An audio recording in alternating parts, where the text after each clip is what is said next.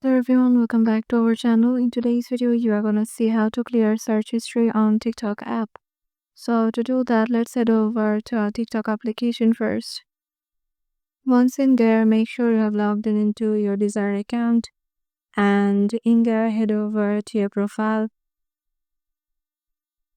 And once in your profile, just go to the three lines icon on the top right, and here go to settings and privacy. And in here you will find the privacy section in the account section. So here you have to search for search history. So let's see if we can find it.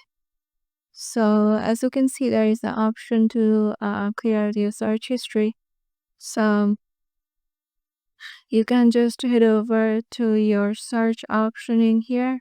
You will find it in the top right. And here you have to tap on the see more. And here you can clear all of them by tapping on clear all in here.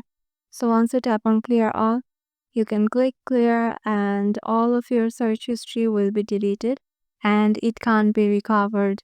So yeah, this is how easily you can clear search history on TikTok app.